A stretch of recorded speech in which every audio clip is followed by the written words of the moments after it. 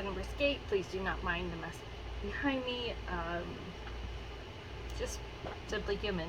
That actually was my old name for this channel, was Messy Human Tarot. And so I'm gonna kind of go back to the root of some of these videos. Honestly, I've never really left that root, but a lot of, I remember like when I first started doing a lot of tarot readings, and even, I don't know what they're called. Are they called where you get like when you go into a trance, right? And you're trying to do some divine messages for people. Like, my thought was like, I kind of like having a conversation, a dialogue with people. I never really, and sometimes people call them, what do they call the thing that you do where it's like you're turning on something in your, like a activation, right? I don't gel with that, not because I don't believe in it, but because I feel like Great Source put me on this planet to be my most authentic, highest self, which is to be messy, to be honest, and to also to explore this world and figure things out, make mistakes. And so here I am. I'm not an LMC, doctor, financial, legal advisor. All choices are your own. You have this beautiful thing called free will. And I think that's the hardest thing in this world, is to come to terms with the fact that we have a free will. I don't like it. You don't like it. Tough luck. Oh, tough cookie. That came right through my brain. They're like, actually, it's tough cookie. And for some weird reason, some stuff has been popping up a lot, like rabbits, sharks, everything. Horses are a big deal. Dragons are a big deal. I label myself as like a part-time, what's that thing you do where you keep track of signs? Augur. Yeah, I'm a part-time augur for myself. I mean, sorry, I'm not gonna be a full-time augur. Like, I tried that and I'm like, this is exhausting. So I went to, like, I'll do it like a couple hours a week, and I feel like, they've been talking a lot about certain things, including the incorporated frogs, and they're talking about luck. And so, and those tentacle rabbits, right? Like, they're kind of like in a different part of the country, and there's this thing going on in their brain that like just like produces tentacles, and we're like, oh my god, that's creepy. And kids have been calling them octopus rabbits. And so, to kind of slow things down, my first thought is Great Source is saying that we think it's completely alien to be successful and to be powerful and to go for what we want, right? It's a very surreal thing. And then when people are gifting you things or offering you things, you're like, no, I can live without that. And the universe is incredibly uncomfortable for you and me. You're like, girl, like, we have just, you manifested something here. We have created two separate doorways for you. For some reason, it's two, right? And they're talking about, like, how that's very unaligned of you. That's a very unaligned thing for you to do. Very unbalanced, unhinged. Like, we did this for you, and here you are closing the door on your abundance. And if this doesn't resonate, feel free to drop it. Put it somewhere in a box. But they're talking about Four of Pentacles, where we're kind of clutching to our pearls. Like, give me my pearls. Don't touch me. Don't come in my energy field. I'm very, like, it's almost like we're dragons hoarding what little we have. But because we're doing that, it's this weird mentality of, I can take care of myself. I am Miss Independent or Mr. Independent. I can find my own way to my own abundance. And that closes you off to the divine source, because they're like, well, okay, I get that you want to be smart and practical And I understand why it's so uncomfortable for you to receive abundance in this manner. But this is a practicing skill. We've been working with you on this. We have had so many dialogues with you on this in many different ways that you're not listening to us. Like, you know, the parent going like, why aren't you listening to me? Why aren't you listening to me? Why aren't you listening? Stop! Don't do that. No, no, no, no. Why aren't you listening to me? Why aren't you listening to me? Go to your father. Go to your mother. Just go to them right now. And they have to take a deep breath. I opened this door for them. They said nay. I opened that door for them. They said nay. Like, I love you. Love and light. I love them. Don't smack them. Don't smack them. Kali, you don't want to smack them. You love this child. And no abuse here, right? But this is just the energy waves are coming through. They are having so many dialogues with you about this specific topic that they're kind of at this point kind of like confused, because you say you want to be abundant and yet you are not behaving abundantly. So when people offer you nice things and you reject it out of hand, going like, no, I'm not going to get that. And like, but you said you want it. I'm confused because it didn't come in the way you wanted to, which is through the lottery or something. You know, like, I want my $1 million now and I want to earn it. I want to have it. I'm like, no, that's not. We're starting small with you because you have a bad habit. Girl, you have a bad habit with small, abundant stuff. Like, okay, like, let's say someone gave you a gift card. Here's some money. It's $300. How are you going to react to it? Or if they gave you something materialistic, like say, you know, you were complaining about, well, you know what? I'm running into this problem where I need X, Y, and Z. And they're like, well, why don't I give you this? This fulfills your need.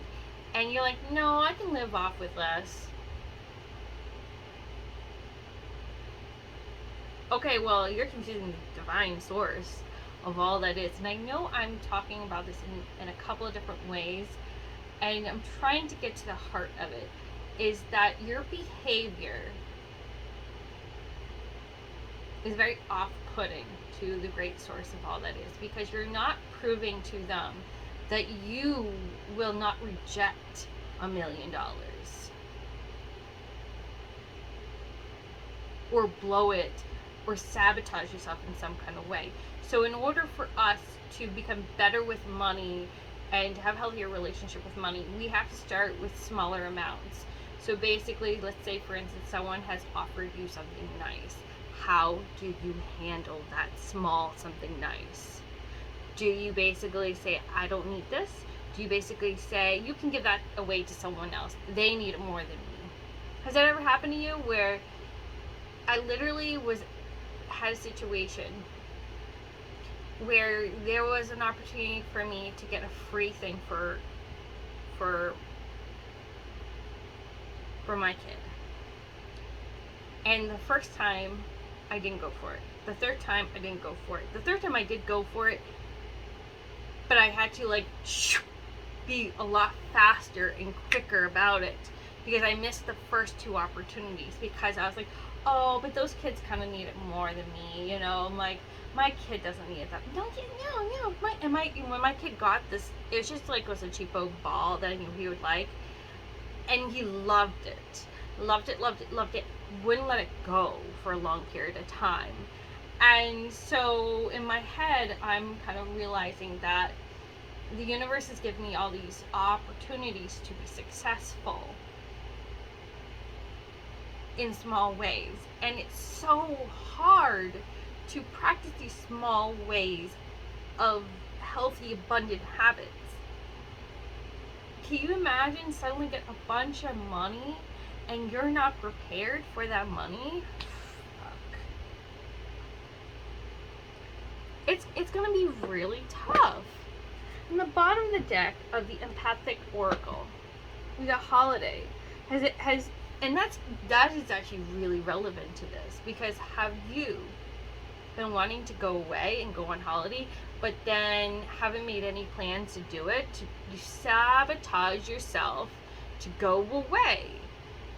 So, well, I can't afford that. Like, and I had this specific conversation with my partner where we were having a dialogue, and I think I did an oopsie, where I'm like, well, it's not really realistic because we'd have to save up this money. This would happen. We we'd have to pay for all these things just for this to happen. And the great source often is saying that you have to put in, you have to prepare yourself in some kind of way for the money to come in. What are the things that you will do when that money comes in? And you can start small, like, okay, I want to go on holiday.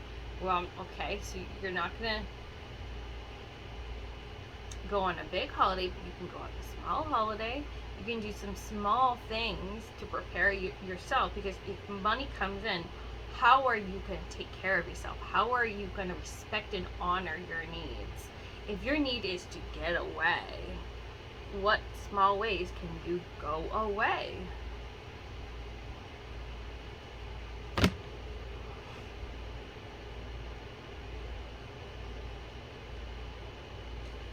Non-duality.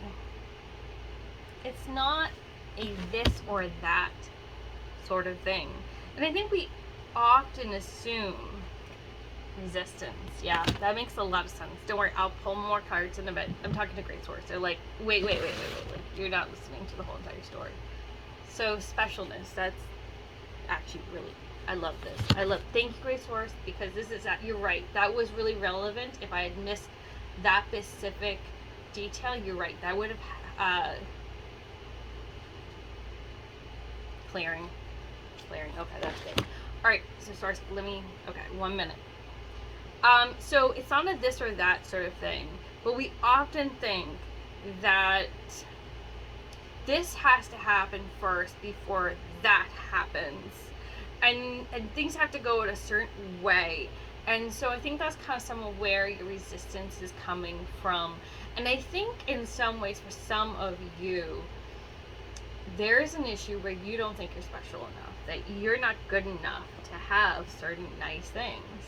And I totally understand that. I can really relate to that, because as someone who is neurodiverse. I'm neurodiverse. I'm not going to go into the what ifs, the details of it all, but I have found it very traumatic growing up being neurodiverse. And then to finally have like a context, a lens that feels mostly right, it's been helpful, but at the same time it's really sad. And with my trauma of being neurodiverse, I didn't think I was good enough, and I made certain choices in my life that I think were based off of I'm not good enough, I'm not valuable enough, I'm not allowed to have this or that because I'm not a good person. And it's so mind-boggling too, because actually I'm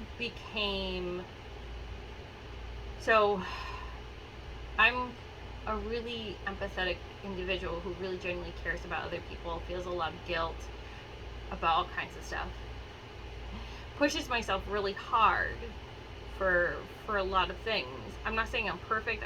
I'm not saying that sometimes I'm not a jerk, and you know, but I have realized that in this dialogue that Great Source has been having with me, is they've talked about the eagle in a lot of ways, where you gotta have like bigger picture thinking.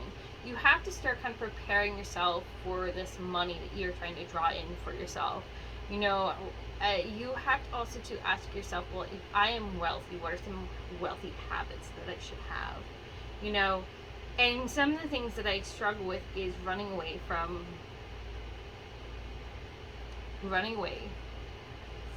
money specific decisions, whether it's through making trips about going away or spending things on myself. Like I'll say, well, I don't have the money for that. But something that I've actually experienced in my life is the power of manifestation, which is crazy because I'm still going through a lot of this manifestation blockages going on, and I've actually successfully recently manifested some really important stuff and opportunities for certain things, which is surreal actually. I've manifested things in the past, and I've manifested big money once, just once, some really big money. I mean, it was gone fast, but it was like, and it actually saved my butt. Like, saved my butt. I got used for getting a new apartment and that kind of thing, and that's why I went fast. But I was like, wow. Like, I'm sorry if I'm oversharing, but I mean, but I remember thinking, like, okay, like, there is a God. There is a God. We do have to clear that away, though, by the way.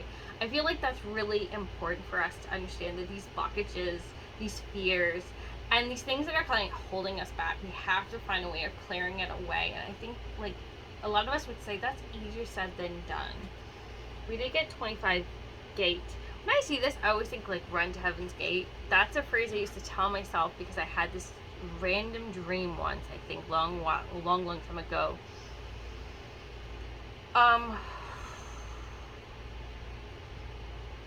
So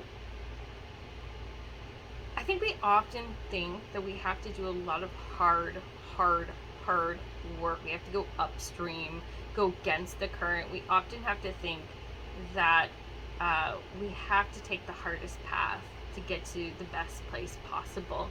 And there's a lot of different ways to get anywhere.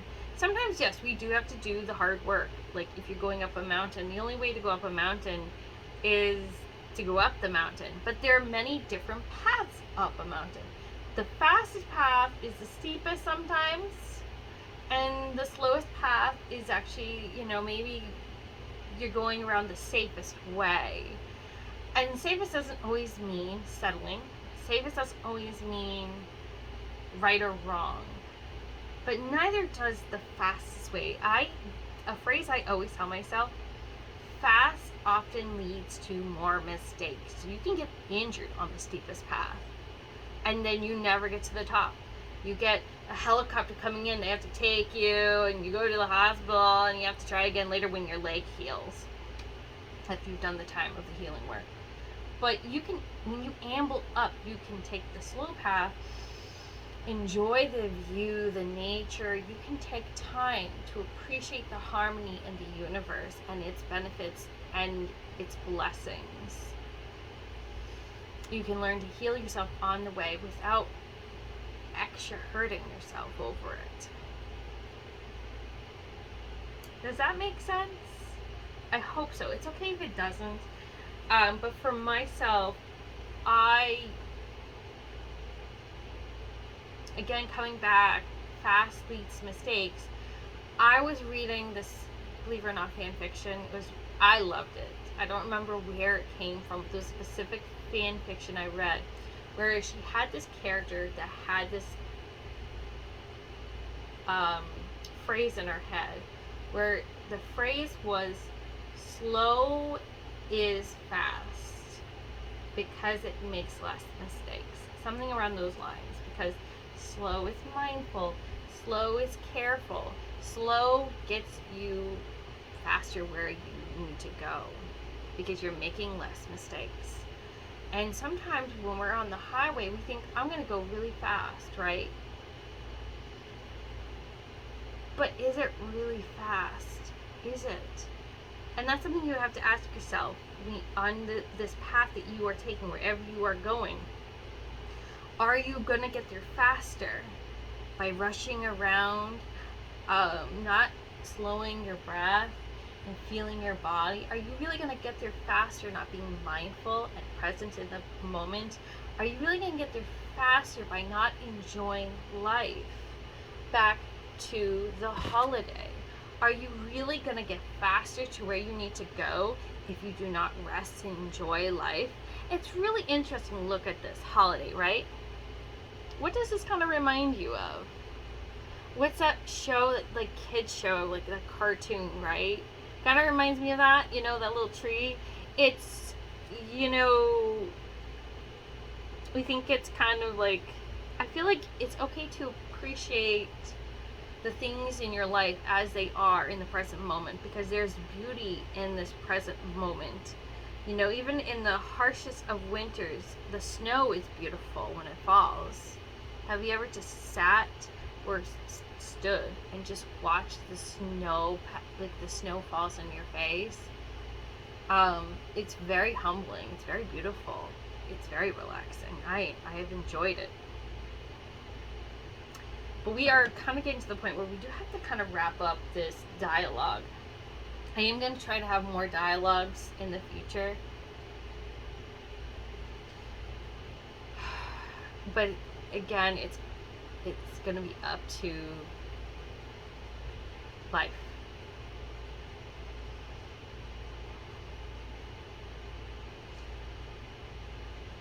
I think you're going to get some double blessings. I'm not going to go too much into it because it seems like we often think that the future is very scary and uncertain. But what's to say what is a good blessing and what is not a good blessing? And I think we're so afraid of what the future has to hold. Like, if I go on this journey, is it going to negatively impact my future? If I get X, Y, and Z, like if I get a new cell phone, if I get a new car, if I treat myself with courtesy and respect, if I treat myself with love and dignity, is this going to impact my future? If I dare to think that I am valuable, if I dare to think I am worthy of good things, is this, like, what does that mean? Like, what does that even, like, can I even do that? Because I'm afraid of disrupting the level of safetyness in my world. Wow. And I want you to slow down and feel that out in your body. Because I know, like, I hold my hands really tightly sometimes. And I sometimes get really pain in my hips. And I think that sometimes I feel like I have fear in my throat. And I'm afraid of communicating my truth because, well, how dare I say the truth? How dare I have confidence in who I am? How dare I express my messages to you? Because if I do that, is someone out there going to not like what I have to offer and tell me that I'm, you know, have you ever been told, like, something really horrible, that you were the dirt on someone's boot because you dared to say something true?